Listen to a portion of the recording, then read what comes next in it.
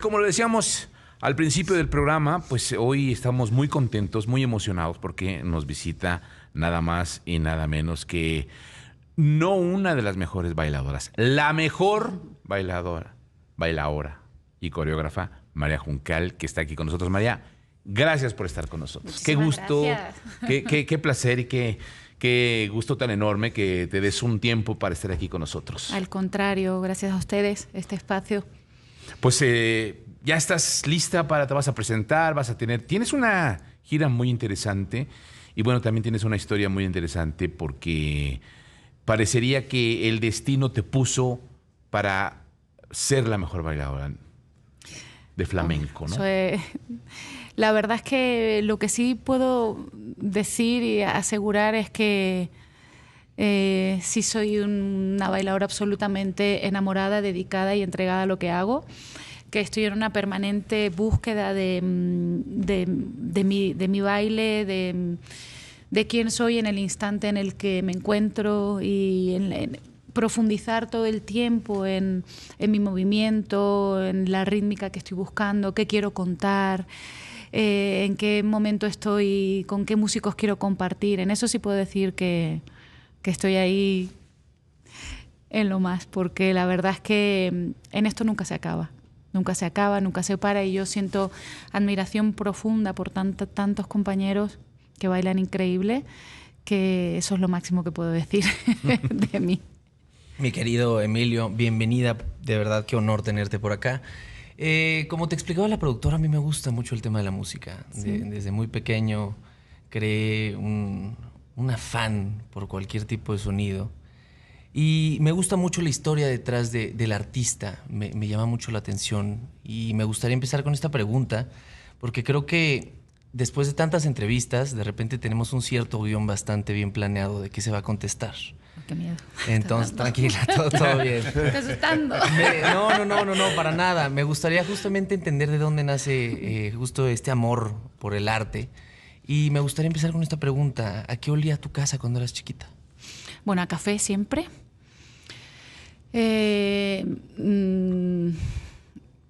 Y la música fue una constante en mi casa. No solamente del lado de mi familia materna, que sería de donde me viene todo este arraigo con el flamenco, sino que mi padre coleccionaba discos durante muchos años de su vida, compaginando con su carrera, fue DJ. Y entonces una de las cosas que más hacíamos era estar poniendo música, y me contaba la historia hasta de la portada del disco, del artista, de dónde venía, con quién era el baterista, quién era. Entonces crecí con la música muy presente en mi vida.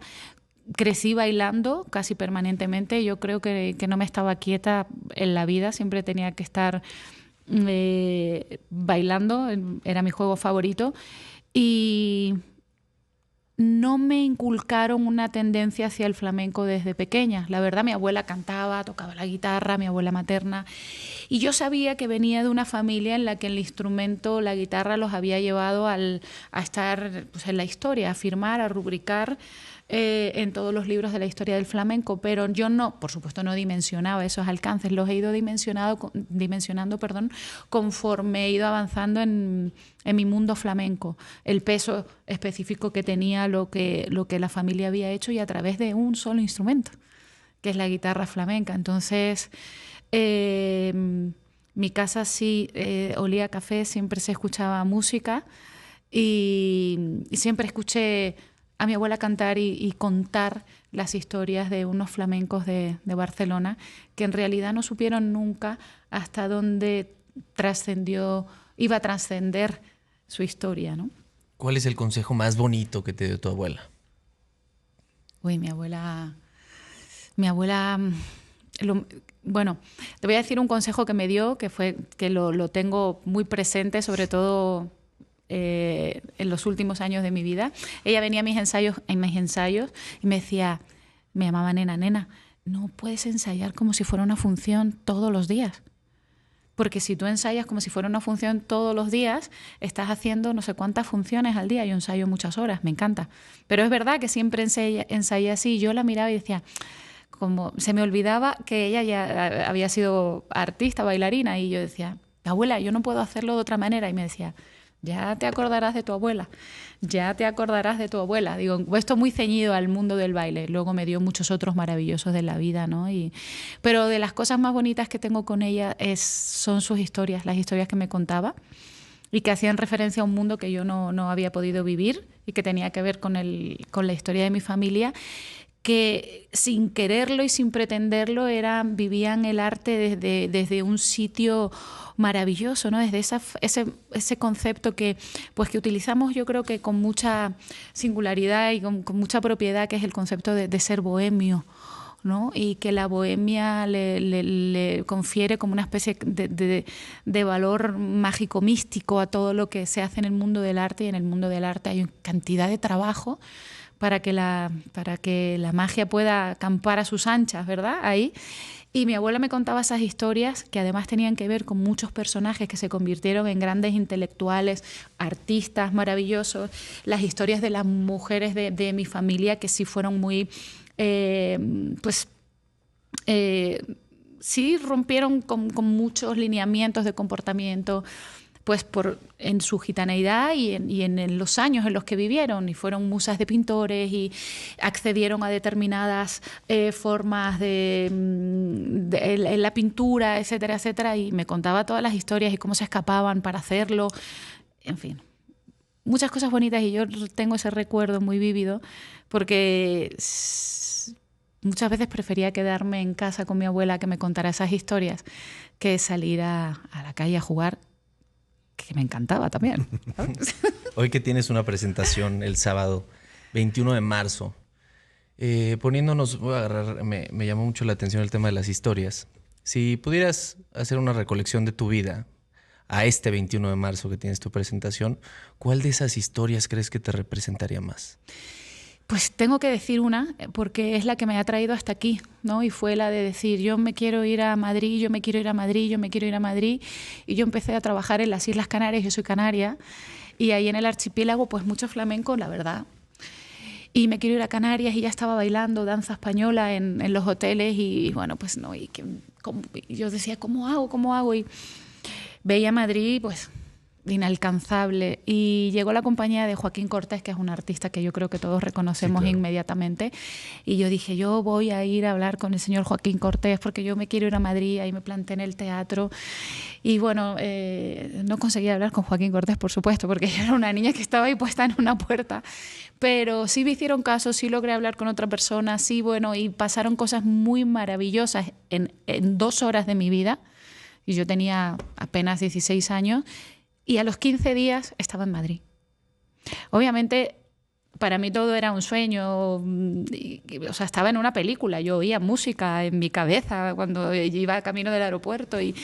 Pero si no hubiera sido por ese paso, si no hubiera sido por ese momento, esa cafetería, ese señor que yo vi con una camiseta de stage manager de la compañía de Joaquín, y ese punto, esa chispa de decir que si hoy me dan dinero probablemente no lo hago, pues no podría contar el resto de las anécdotas y de las historias maravillosas que me han ido pasando a lo largo de mi carrera artística, que han sido muchas de trabajo que también pondría entre las 5 primeras que contar, porque sí dan fe de cómo el trabajo que he hecho en el estudio de baile, me refiero, de estar horas y horas, ha ido dando unos frutos maravillosos, ¿no? En cuanto a mi satisfacción personal, ¿no? De decir, pues he logrado esto y ahora logro esto y ahora logro esto, que lo valoro en cuanto a mi calidad de baile primero, ¿no?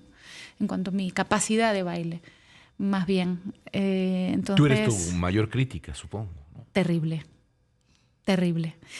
pero porque además cero condescendiente.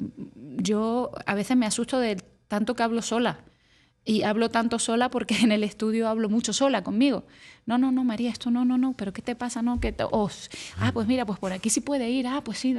Entonces ya llega un momento que lo he incorporado a mi vida, y entonces me levanto en mi casa y además vivo sola y termino hablando sola también todo el rato. Me estoy moderando porque ya llega un punto que no se puede tanto, pero bueno, sí, yo creo que después de bailar lo que más me gusta es escuchar música y Y son las historias, que creo que es lo que está detrás de cada cosa, de cada canción, de cada puesta en escena, de todos.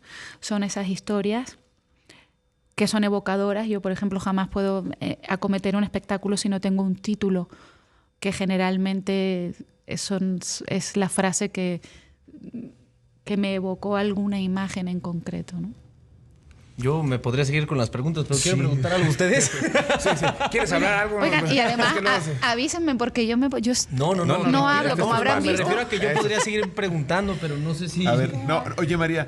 Si Charlie o Emilio quieren María, preguntar. dos cosas. ¿Alguna vez te criticó tu abuela? Sí. Por ejemplo, sí me decía, y mi madre también. Y cuando yo llegué a Madrid, claro, yo sentí el primer día que fui a Amor de Dios, que es la escuela, el buque insignia del flamenco en el mundo entero. Llegan más de 5.000 alumnos anuales, pasan por esa escuela. Es una cosa impresionante, un lugar fantástico, maravilloso. Yo llegué ahí y cuando yo llegué y abrí la puerta de aquel lugar y vi aquel movimiento, lo que estaba pasando, fue como una ola. Sentí aquello y entré en una clase. Mi madre, que me acompañó para dejarme ahí en Madrid, salí mordiéndome los carrillos casi sin hablar. O sea, no podía hablar porque quería llorar. Estaba roja, sentía el calor porque me quería ir de allí, ¿no? Entonces, pero me impresionó mucho la fuerza, los zapateados todo el rato, los pies, los pitos, las palmas. Y entonces yo pues, dije, esto lo tengo que recuperar yo en segundos de mi vida, metí a trabajar, ¿no? Y a meterme ahí a hacer. Entonces los pies, esa pirotecnia de los zapateados que todos vemos y nos quedamos tan impresionados. Yo me fui poniendo objetivos, ¿no? Según yo, esa fue mi escaleta. Esto aquí, boom, boom, ¿no? Hoy le voy a prestar más atención a esto. Y hubo un punto que me debí enfocar mucho más en mi trabajo técnico de pies que en mis cosas de brazos. Y entonces... Déjanos ir al corte y ahorita regresamos, vale, porque perfecto. si no se nos va a cortar la idea. Pero nos quedamos con esto. En cómo empezaste a trabajar pues, los pies, los brazos, que además es un arte este asunto de las manos. Híjole, no. Sí. Súper bueno. Me preguntaban si a mi abuela alguna vez me criticaba, me dio sus críticas y su valoración, y efectivamente. Entonces ella llegó y me dijo, te estás ocupando demasiado de esto, falta esto por aquí, falta esto por allá. Y entonces me dio, de verdad, sí me dio un buen consejo. Me dio un buen consejo y me hizo fijarme en ese detalle y me sirvió muchísimo. Y ya, bueno, reconduje mi manera de seguir estudiando. Y si fue así, era bastante sincera, en un sentido y en el otro. No se le quitaba la pasión de abuela, porque la pasión de abuela estaba ahí, pero cuando me tenía que decir algo, me lo decía.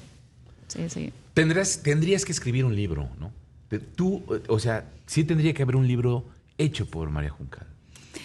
Bueno, igual sí, ahora estoy animándome, pero a otras cosas, no a escribir de mí, sino a escribir de historias. Pero a lo mejor algún día sí.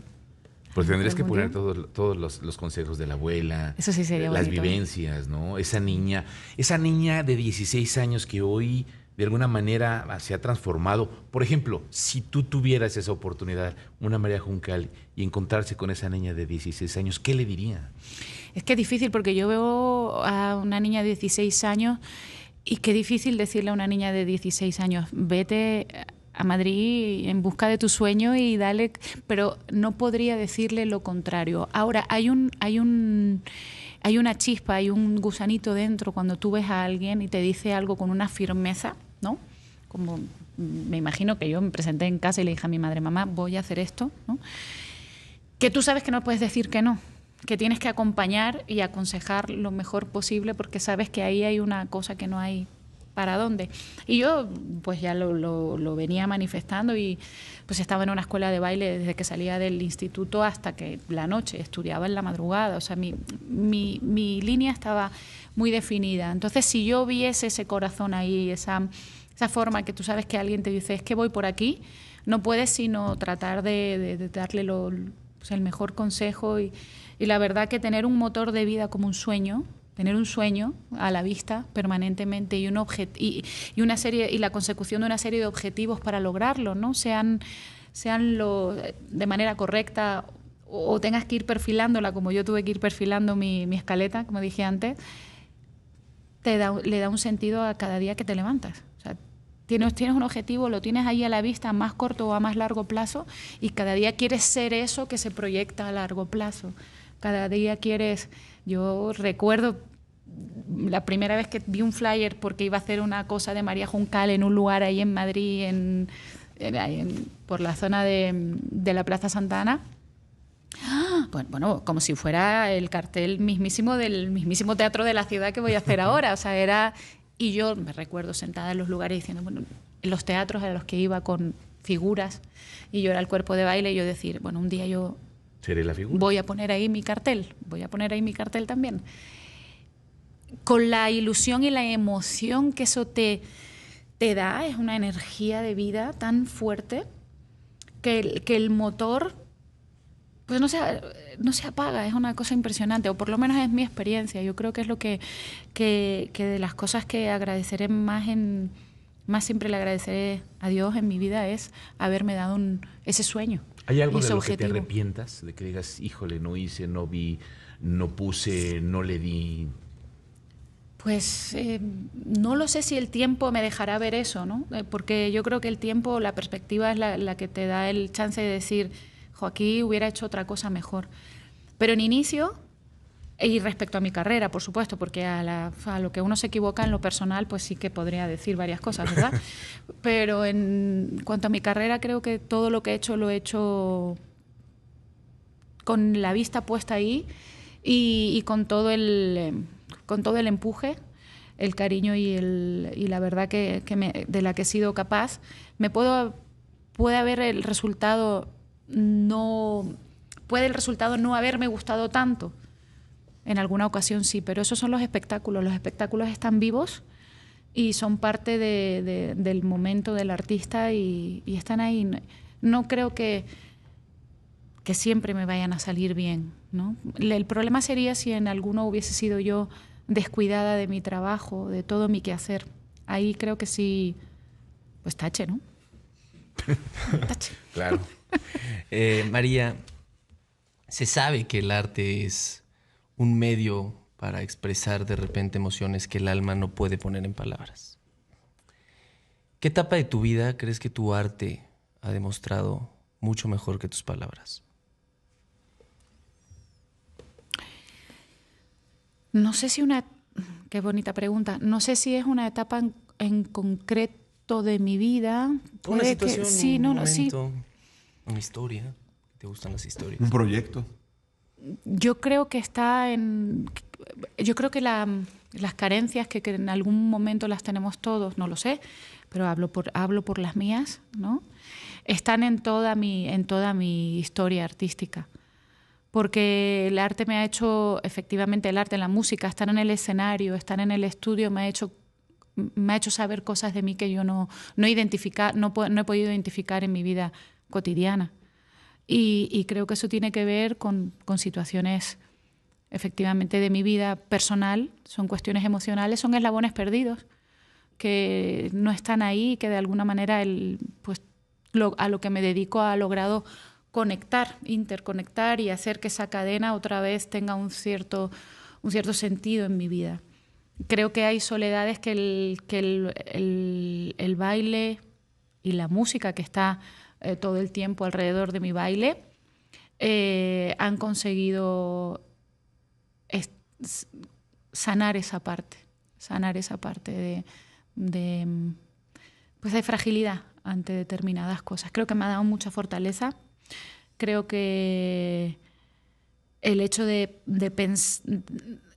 pensar no la parte intelectual, no lo conceptual, no en las palabras que respaldarían de una manera muy intelectual un espectáculo, sino en pensar qué siento a través de cada una de las piezas ha completado o trata de completar y de complementar esos espacios de vacío que pues puede que desde mi infancia estén conmigo. ¿Qué sientes para este sábado 21 de marzo? Agradecimiento, siento agradecimiento por llegar hasta aquí. Es un reencuentro con el teatro de la ciudad, es la opción de estar en un espacio artístico que respeto y que quiero muchísimo, delante de un público que respeto y que quiero muchísimo, que es el público en México. Siento además mucho agradecimiento de la confianza de una artista como Susana Zabaleta compartiendo el escenario conmigo, una artista llena de libertad, de coraje, de temperamento, que se hermana perfectamente y se acerca de una manera absolutamente orgánica y natural al sentir flamenco, por lo menos desde donde yo lo siento. Y pues me siento agradecida y honrada por eso, nerviosa. Presentarte frente a un público que te ha visto crecer artísticamente, que ha visto el desarrollo de tu carrera, porque yo he compartido mucha de mi vida artística con el público en México, pues me da nervio, porque uno quiere ser siempre un poquito mejor, quiere ir más allá.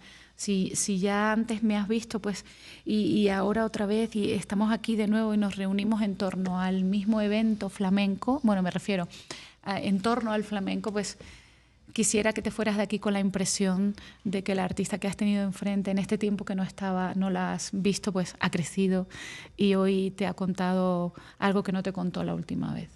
Entonces todo eso reunido es un cóctel bonito y me hace estar aquí con mucha ilusión, que es algo que siempre le deseo a las personas, ¿no? Que tengan mucha ilusión. Para las audiencias que no conozcan el flamenco, que no estén adentrados a esto, ¿les podríamos decir que es una experiencia ver el flamenco? Yo creo que absolutamente lo es una experiencia. Es que la única manera de hablar de algo, de una verdad o es desde la experiencia. Entonces, para mí, el concepto que va con el arte de la mano es solo la experiencia. ¿Cómo vamos a hablar de cualquier situación, de cualquier cosa, si no hemos tenido la experiencia? Me refiero en el plano artístico de la escena, ¿no? Podemos ver un vídeo, claro que sí, podemos escuchar la música, claro que sí, pero hay un momento en el que el contacto con el artista lo cambia todo, y esa posibilidad te la da el teatro. Te la da el teatro porque lo estás viendo ahí en vivo y hay una adrenalina y una cosa que solamente pasa ahí. Solamente pasa cuando bueno, se conjugan muchas situaciones, ¿no?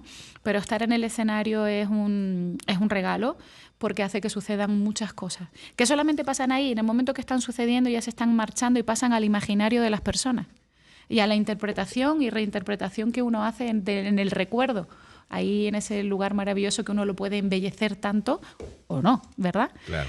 Entonces yo les diría que sí, que es una experiencia para todos. Y pues ahí nos vemos, ¿no? Por favor, el próximo día 21 de marzo. Sábado 21 de marzo. Entrada de la primavera. 7 de la noche. Exactamente, en el Teatro de la Ciudad Esperanza Iris. Gracias, María. Muchas gracias. Te agradecemos mucho que hayas estado con nosotros. Podríamos seguirnos platicando otros 3 programas, pero bueno, se nos acabó el tiempo. Muchas gracias pero a ustedes. Mucha un suerte. placer. Gracias y honor que hayas estado con nosotros platicando. Muchas gracias.